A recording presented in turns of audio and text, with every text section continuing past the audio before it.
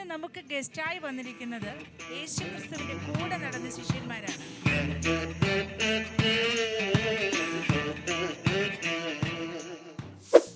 നിങ്ങൾക്ക് എങ്ങനെയാ ഈ ഇടിമക്കൾ എന്ന പേര് കിട്ടിയത്? ഞാനിത് കേട്ടപ്പം ഞെട്ടിപ്പോയി. യേശുവിനെ അറിയത്തില്ലല്ലോ ഇവർ ഇത്രക്കാരനാണെന്ന്. എന്തായാലും യേശു എന്താ ഇങ്ങനെ ചെയ്യുന്നതെന്ന് നോക്കി. യേശു എൻ്റെ അടുത്ത് വന്നിട്ട് അങ്ങ് പറയുക, അങ്ങോട്ട് മാറ്റി വല വീശി.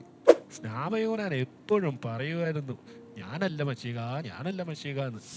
ഇപ്പോഴും ആ കാര്യം ഓർക്കുമ്പോൾ ഉണ്ടല്ലോ ഒരു ഞെട്ടല. ഇങ്ങനെ മരിച്ച ആളൊക്കെ എണ്ണീറ്റ് വരുന്നത് നമ്മൾ ആദ്യമായിട്ട് കാണുവാനേ. അതൊരു ഞെട്ടല, അതൊരു വല്ലാത്ത സംഭവമാണ്. കോഴി കോവുന്നതിന് മുമ്പ് നീ എന്നെ തള്ളിപ്പറയുമെന്ന്.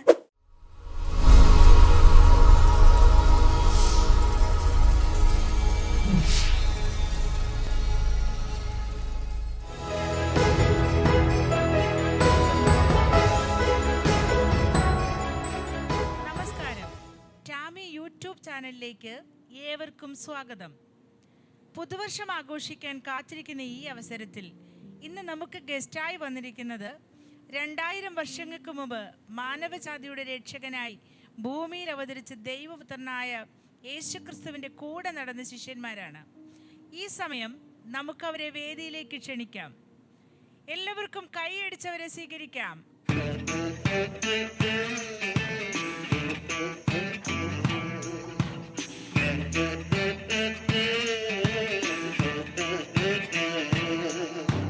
Throw me like a stone in the water, watch the mud rise up.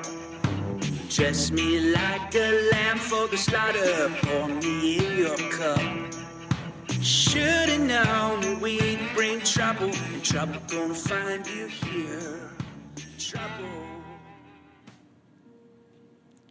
നമസ്കാരം, എല്ലാവരും ഹാപ്പിയാണോ? എങ്ങനെയുണ്ടായിരുന്നു നിങ്ങളുടെ യാത്ര? നിങ്ങളെ എല്ലാവരെയും കാണുവാനായി വളരെ ആകാംക്ഷയോടെ കാത്തിരിക്കുകയാണ് നമ്മുടെ പ്രേക്ഷകർ. ആദ്യമായി നമുക്ക് ഓരോരുത്തരെയായി പരിചയപ്പെടാം.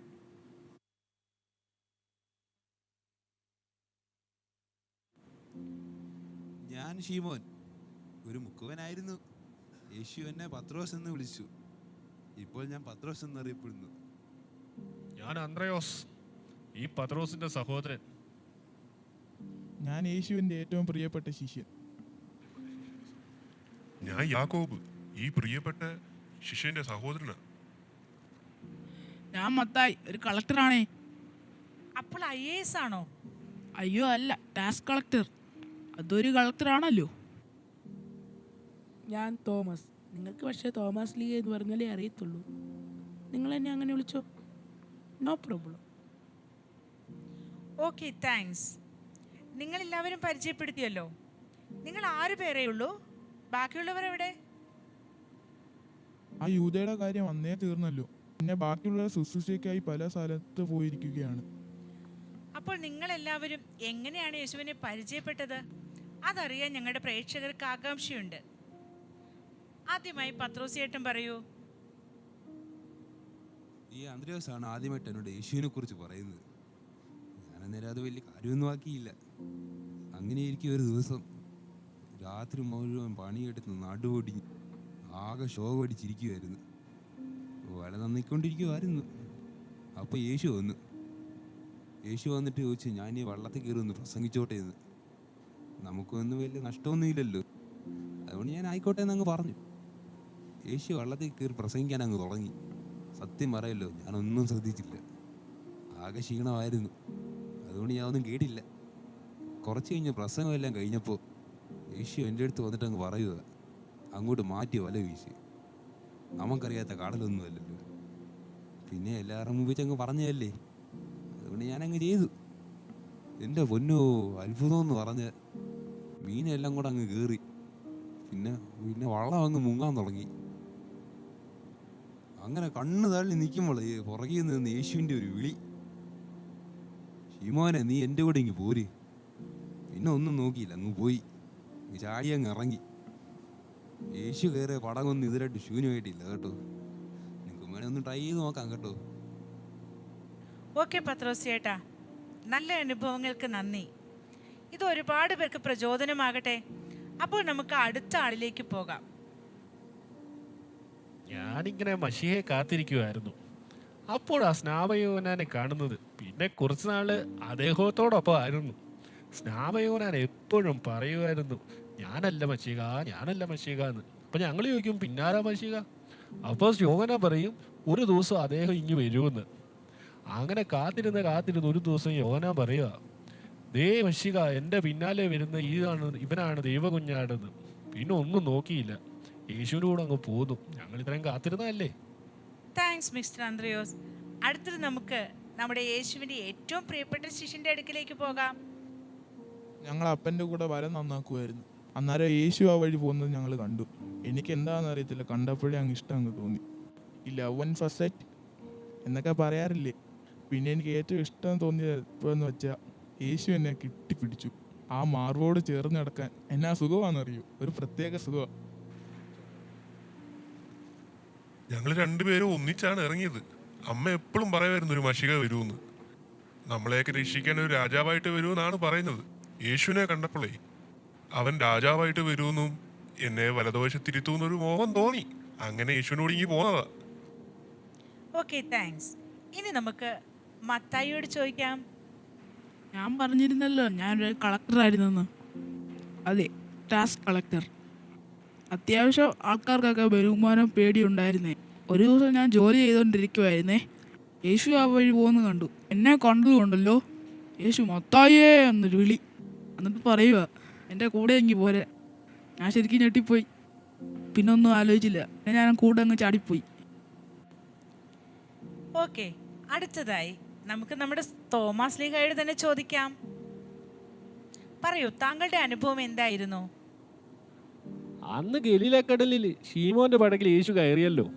ആ അത്ഭുതം നടന്നപ്പോൾ ഞാൻ അവിടെ ഉണ്ടായിരുന്നു. അത് കണ്ടപ്പോഴേ ഞാൻ തീരുമാനിച്ചു, ഞാൻ ഇനി ഈ പുള്ളിയെ വിട്ടു പോകത്തില്ല. പിന്നെ എനിക്കൊരു പ്രത്യേകതയുണ്ടേ, ഞാൻ കണ്ടാലേ വിശ്വസിക്കൂ. എന്തിന്? യേശു ഉയർത്തെഴുന്നേറ്റത് പോലും ഞാൻ കണ്ടിട്ടാണ് വിശ്വസിച്ചത്. അത് ആര് കാണിച്ചിട്ട്?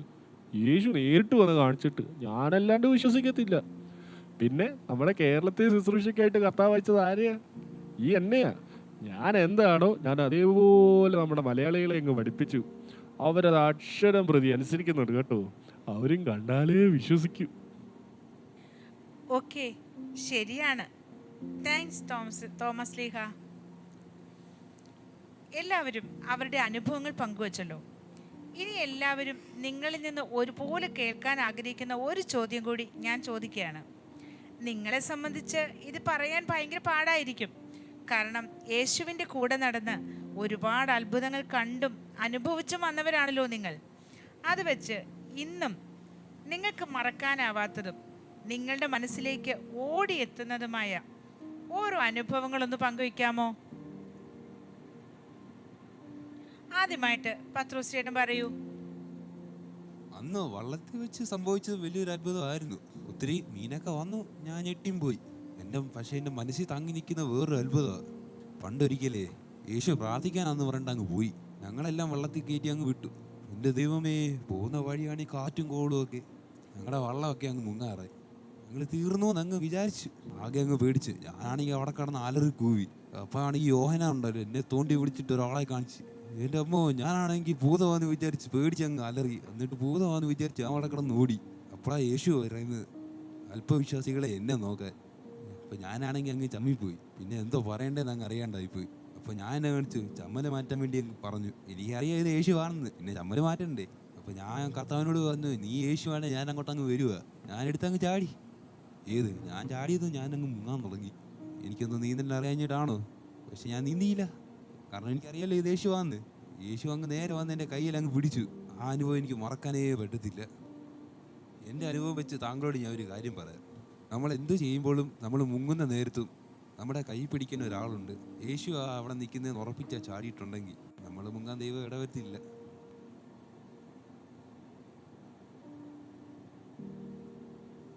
അന്ന് മരുഭൂമി വെച്ചുണ്ടല്ലോ, ഒരു ബാലകൻ എൻ്റെ കയ്യിൽ ഒരു 5 അപ്പവും 2 മീനും തിന്നാൻ തന്നു. ഞാൻ ഓർത്തു തിന്നാനാ തന്നേന്ന്, പക്ഷെ ഞാൻ തട്ടിപ്പറിച്ചതാ. ഞാൻ എന്തു ചെയ്തു? നേരെ കൊണ്ട് യേശുവിൻ്റെ കയ്യിലോട്ട് അങ്ങ് കൊടുത്തു. കാരണം ആരുടെയും കയ്യിൽ ഭക്ഷണമില്ലല്ലോ. യേശു വന്നല്ലോ, അതങ്ങ് വാഴ്ത്തി അനുഗ്രഹിച്ചു. പിന്നെ ഞങ്ങൾ കാണുന്നത് 12 കോട്ട നിറച്ചിങ്ങ് എടുക്കുന്നതാ. ഞാൻ 5 അപ്പവും 2 മീനും അല്ലേ പുള്ളിയുടെ ഇത് വാങ്ങിച്ചുള്ളൂ. ഏത് നമ്മുടെ ബാലകൻ്റെ കയ്യിൽ നിന്ന്. ഞാൻ അവന് ഒരു കൊട്ടയൊക്കെ കൊടുത്തു, അതുപോലെ അങ്ങ് ഉണ്ടായിരുന്നേ. ആ കാഴ്ചയുണ്ടല്ലോ, ഇപ്പോൾ ഓർക്കുമ്പോഴും കണ്ണിൻ്റെ മുമ്പിൽ ഇതേ ഇന്നലെ കഴിഞ്ഞ പോലെ അങ്ങ് ഇരിക്കുക. അന്ന് ആ കാനാവിലെ കല്യാണ വീട്ടിലുണ്ടല്ലോ, ഓ വിരുന്നുവാഴിയില്ലേ, നമ്മുടെ ഇവൻ കോർഡിനേറ്റർ, പുള്ളിയാകെ പെട്ടുപോയി. ഞങ്ങൾ നോക്കുമ്പോൾ പുള്ളിയാകെ അങ്ങോട്ട് ഓടുന്നു ഇങ്ങോട്ട് ഓടുന്നു, ആകെ തീർത്ത് പ്രശ്നത്തില്ല. അന്വേഷിച്ചപ്പോഴെന്താ, വൈൻ തീർന്നു പോയി. അങ്ങനെ ഇരിക്കുമ്പോഴാണ് യേശു പറയുന്നത് ആ വെള്ളം കോരി കൽഭരണിയിൽ ഒഴിക്കാം. ഞങ്ങളിങ്ങനെ അലച്ചു, വെള്ളം കൽഭരണി വന്ന് എന്തോ ആകാൻ. കുറച്ച് കഴിഞ്ഞപ്പം നമ്മുടെ വിരുന്നുവാഴി നേരെ വന്ന് യേശുവിനെ കെട്ടിപ്പിടിച്ച് ഡാൻസ് പറഞ്ഞു. അപ്പോഴാണ് ഞങ്ങൾക്ക് മനസ്സിലായത് ആ വെള്ളം വൈനായി മാറിയത്. ഇന്നലത്തെ പോലെ ഇന്നും എൻ്റെ അത് കണ്ണു മുമ്പിൽ ഇരിക്കുക. ഞാനത് മറക്കത്തില്ല, കാരണം അത് ആദ്യത്തെ അത്ഭുതമാണേ. ആ അത്ഭുതം കഴിഞ്ഞിട്ട് ഇതെല്ലാം വന്നത്. ഒരു ദിവസം ഞങ്ങളിങ്ങനെ യേശുവായിട്ട് ബദേസക്കുളത്തിൻ്റെ അടുത്തോട്ട് ഇങ്ങനെ പോയിക്കൊണ്ടിരിക്കുവായിരുന്നേ. അവിടെ ഒരു മനുഷ്യൻ കിടപ്പുണ്ടായിരുന്നു. ഞങ്ങളവിടെ ചോദിച്ചപ്പോൾ അവർ പറയുന്നത് പുള്ളി 38 വർഷമായിട്ട് അവിടുത്തെ റെഗുലർ കസ്റ്റമറാണ്. അവനിങ്ങനെ യേശുവിന് ഒരുമാതിരി ഒരു ദയനീയ അവസ്ഥയിൽ നോക്കുന്നുണ്ടായിരുന്നു. അപ്പം ഞങ്ങൾക്ക് മനസ്സിലായി പുള്ളിക്ക് എഴുന്നേക്കണമെന്നൊക്കെ ഉണ്ട്. എനിക്ക് തോന്നിയത് പുള്ളി ചിലപ്പോൾ വിചാരിച്ചത് ഞങ്ങളെല്ലാവരുടെ പുള്ളിയെ സഹായിച്ച് എടുത്ത് ആ വെള്ളത്തിലോട്ട് ഇടുമെന്നാണ്. പക്ഷേ ഞങ്ങളെ ഞെട്ടിപ്പിച്ചത് യേശു പുള്ളിയോട് ഒരു കാര്യം അങ്ങ് ചോദിച്ചു. യേശു ചെന്നിട്ടങ്ങ് പറയുക, നിന്റെ കിടക്ക എടുത്തുകൊണ്ട് അത് നടന്നു പോയ. സത്യം പറയല്ലോ, കേട്ടപ്പോൾ ഞാൻ ഓർത്തി കർത്താവെന്താ ഇങ്ങനെയൊക്കെ പറയുന്നത്. പക്ഷെ അത്ഭുതം എന്ന് പറഞ്ഞാൽ ഞാൻ നോക്കുമ്പോൾ പുള്ളിയുടെ കിടക്കയൊക്കെ എടുത്തങ്ങ് ചാടി അങ്ങ് എണ്ണീറ്റ്. അതൊരു വല്ലാത്ത അനുഭവമായിരുന്നു. ഞാൻ ആദ്യം ഞെട്ടിയെങ്കിലും പിന്നെ എനിക്ക് മനസ്സിലായി ദൈവം ഗ്രേറ്റാ. ഞാൻ സർവീസിലായപ്പോൾ ഉണ്ടല്ലോ, എൻ്റെ കൂട്ടുകാരനായിരുന്നു സക്കായി. അവൻ്റെ സ്വഭാവം എനിക്ക് നന്നായി അറിയാം. പണം ഉണ്ടാകാൻ എന്തും നെറുകേടും കാണിക്കും. പണത്തോടൊരു വല്ലാത്ത ആർത്തിയായിരുന്നു അവൻ. പക്ഷെ ഒരു ദിവസം ഞങ്ങൾ യേശുവിൻ്റെ അടുത്ത് ഒരു നടക്കുമായിരുന്നേ. അപ്പോൾ ഒരു മരത്തിൻ്റെ ചോട്ടുകൂട്ടി വന്നു. യേശു നേരെ മേപ്പോട്ട് നോക്കി. അപ്പോഴാണ് ഞങ്ങളും നേരെ മേപ്പോട്ട് നോക്കി. അപ്പോൾ ആരാ അവിടെ ഇരിക്കുന്നത്? നമ്മുടെ സക്കായി. എനിക്ക് പിന്നെ കടപ്പിളയെ മനസ്സിലായി. യേശു വന്നിട്ട് അവനോട് പറയുക, സക്കായിയെ നീ ഇറങ്ങി വരാൻ, എനിക്ക് നിൻ്റെ വീട്ടിൽ പോകണമെന്ന്. ഞാനിത് കേട്ടപ്പം ഞെട്ടിപ്പോയി. യേശുവിനെ അറിയത്തില്ലല്ലോ ഇവർ ഇത്രക്കാരനാണെന്ന്. എന്തായാലും യേശു എന്താ ഇങ്ങനെ ചെയ്തെന്ന് നോക്കി. എന്നെ ഞെട്ടിച്ചുകൊണ്ട് കൈ നേരെ താഴെ വന്ന് പറയുക, കർത്താവേ ഞാൻ പാപിയാ, ഞാൻ കട്ട് കൊടുത്തു വാങ്ങിച്ചതല്ല, ഞാൻ പാവങ്ങൾക്ക് കൊടുത്തോളാന്ന്. അതെനിക്ക് മറക്കാൻ പറ്റത്തില്ല കേട്ടോ. അത് ഭയങ്കര സംഭവം. സക്കായി എങ്ങനെ പറഞ്ഞെങ്കിൽ അതൊരു വല്ലാത്ത സംഭവം, അതൊരു അത്ഭുതമാണ്. എനിക്ക് പറയാനുള്ളത് ബെഥാനിയിലെ കഥയാണ്. ബെഥാനിയിൽ യേശുവിൻ്റെ ഒരു ഫ്രണ്ട് ഉണ്ടായിരുന്നു. നമ്മൾ ഇടയ്ക്കിടയ്ക്ക് അവിടെ ചായ കുടിക്കാൻ പോകുമായിരുന്നു. പക്ഷേ ലാസ്റ്റ് നമ്മൾ അറിയുന്നത് ലാസർ രോഗിയായിട്ട് കിടക്കുവാന്ന്. ഞങ്ങളാണെങ്കിൽ കർത്താവിൻ്റെ അടുത്ത് പറയുന്നുണ്ട്, കർത്താവെ നമുക്കൊന്ന് പോകണ്ടേന്ന്. പക്ഷേ കർത്താവ് എപ്പോഴും പ്രാർത്ഥനയിലാണ്. കർത്താവ് അതങ്ങ് മൈൻഡ് ആക്കണില്ല എന്ന് തോന്നി. ഞങ്ങളും വിചാരിച്ചു കർത്താവിൻ്റെ ഇത്രയും അടുത്ത സുഹൃത്തായിട്ടും കർത്താവ് എന്താ പോകാത്തതെന്ന്. കർത്താവ് റൂമിനകത്ത് കയറി പ്രാർത്ഥിച്ചുകൊണ്ടേയിരിക്കും. പക്ഷെ അങ്ങനെ ഒരു ദിവസം ഞങ്ങൾ അങ്ങോട്ട് പോകാൻ തീരുമാനിച്ചു. ഇച്ചിരി പ്രശ്നമുള്ള ഏരിയ അവിടെ, നാട്ടുകാരൊക്കെ ഇച്ചിരി സീനാണ്. പക്ഷെ ഞങ്ങൾ അവിടെ ചെന്നപ്പം ഞങ്ങൾ അറിഞ്ഞു ലാസർ മരിച്ചു പോയെന്ന്. ഞങ്ങൾ ശിഷ്യന്മാരെല്ലാവരും കൂടെ കർത്താവിനെ ഒന്ന് ചുറ്റും നിന്നു. കാരണം എന്തേലും അവിടെ സംഭവിക്കും. നാട്ടുകാരെല്ലാം കൂടിയേക്കുവാണേ, ഇച്ചിരി സീനാണ് അവിടെ. മാർത്തയും മറിയുകയാണെങ്കിൽ കരഞ്ഞുകൊണ്ടിരിക്കുക. മാർത്ത അങ്ങ് ഓടി വന്നിട്ട് കർത്താവിൻ്റെ അടുത്ത് പരിഭ്രമവും പറയാൻ തുടങ്ങി. കർത്താവെ നീ ഉണ്ടായിരുന്നെങ്കിൽ, നിന്നെ ഞങ്ങൾ എത്ര തവണ വിളിച്ചതാ, നീ ഉണ്ടായിരുന്നെങ്കിൽ ഇത് സംഭവിക്കില്ലായിരുന്നെന്ന്. ഇച്ചിരി ശോക അന്തരീക്ഷമായിരുന്നു. എല്ലായിടത്തും കരച്ചിലും ബഹളവും. ഞങ്ങൾ നോക്കുമ്പോൾ കർത്താവും കരയാൻ തുടങ്ങി. ആകെ കയ്യിൽ നിന്ന് പോയ അവസ്ഥയായിരുന്നു. പക്ഷെ അത്ഭുതം എന്ന് പറഞ്ഞിട്ട് കർത്താവ് നേരെ ഉണ്ടല്ലോ കല്ലറയുടെ മുന്നിലോട്ട് ചെന്നു. ലാസർ പുറത്ത് വരികയാണ്. അത് പറഞ്ഞ രീതി ഉണ്ടല്ലോ, അത് കേട്ടിട്ട് ഇപ്പോഴും ഇങ്ങനെ തരിച്ച് നിൽക്കുക. അത്രയ്ക്ക് ശബ്ദത്തിൽ ഒരു പട്ടാളക്കാരൻ പറയുന്ന പോലെയായിരുന്നു കർത്താവ് പറഞ്ഞത്. ഞങ്ങൾ നോക്കിക്കുമ്പോൾ ലാസറിൻ്റെ കല്ലറയുടെ കല്ല് കുറച്ച് ആൾ വന്ന് മാറ്റുകയും ലാസർ പുറത്തോട്ടിങ്ങി വരുന്നു. ആദ്യം ഒന്ന് പേടിച്ചുപോയി. പിന്നെ കർത്താവിൻ്റെ കൂട്ടത്തിൽ നടന്ന് ഇതിപ്പോൾ അത്ഭുതം കണ്ട് ശീലമായതുകൊണ്ട് നമുക്ക് മനസ്സിലായി അത് ലാസർ തന്നെയാണ്. പിന്നെ ഞങ്ങൾ അവിടെ നിന്ന് സംസാരിച്ച് ചായയൊക്കെ കുടിച്ച് ഭക്ഷണമൊക്കെ കഴിച്ചിട്ടാണ് ഇറങ്ങിയത്. പക്ഷേ ഇപ്പോഴും ആ കാര്യം ഓർക്കുമ്പോൾ ഉണ്ടല്ലോ ഒരു ഞെട്ടലാണ്. ഇങ്ങനെ മരിച്ച ആളൊക്കെ എണ്ണിട്ട് വരുന്നത് നമ്മൾ ആദ്യമായിട്ട് കാണുവാനേ. അതൊരു ഞെട്ടലാണ്, അതൊരു വല്ലാത്ത സംഭവമാണ്. അതാണ് എനിക്ക് മറക്കാൻ പറ്റാത്തൊരു സംഭവം. ഓക്കെ, എല്ലാവർക്കും താങ്ക്സ്.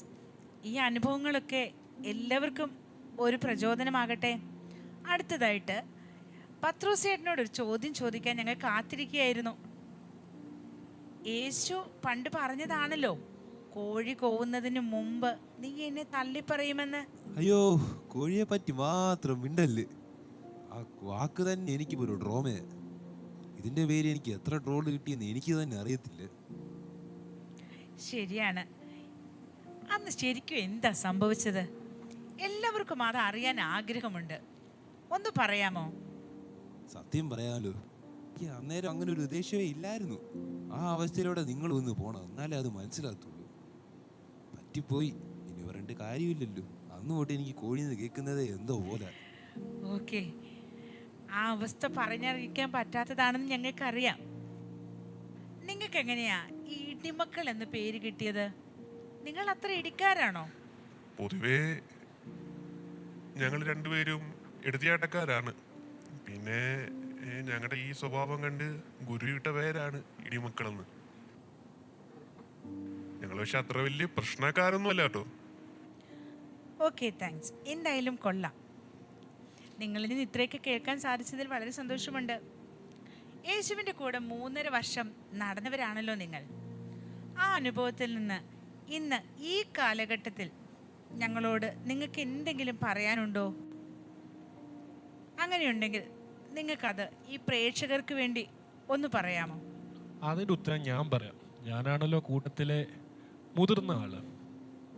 ഇന്നല്ല, ഏത് കാലഘട്ടത്തിലാണേലും വിശ്വസ്തയോടെ സ്നേഹത്തോടെ യേശുവിൻ്റെ കൂടെ നടന്നാൽ ഒരിക്കലും ലജിച്ചു പോകത്തില്ല. കൂടെ നടക്കുന്നത് കൊണ്ടൊന്നും കാര്യമില്ല, വിശ്വസ്തൻ ആകണം. അല്ലാതെ കൂടെ നടന്നിട്ട് വലിയ കാര്യമൊന്നുമില്ല. യൂത തെറ്റിപ്പോയത് നമ്മളെല്ലാം കണ്ടതല്ലേ. അതുകൊണ്ട് കൂടെ നടക്കുന്നതിലും അപ്പുറം വിശ്വസ്തനായിരിക്കുക, അതോടൊപ്പം വിശുദ്ധനായിരിക്കുക. ഗുരു നമ്മളോട് പറഞ്ഞിട്ട് പോയതും അതുതന്നെയാണല്ലോ, വിശുദ്ധനെ ചേർക്കുവാനാണ് താൻ വേഗം വരുന്നത്. അപ്പം നാമും വിശുദ്ധനും വിശുദ്ധിയുള്ളവരും ആയിരിക്കുക എന്നത് വളരെ പ്രാധാന്യമാണ്. ഞങ്ങളും കാണും അവിടെ. ഞങ്ങൾ നിങ്ങളെയും കാത്തിരിക്കുന്നു. നമുക്കെല്ലാവർക്കും നിത്യതയുടെ തുറമുഖത്ത് വെച്ച് നേരിട്ട് കാണാം.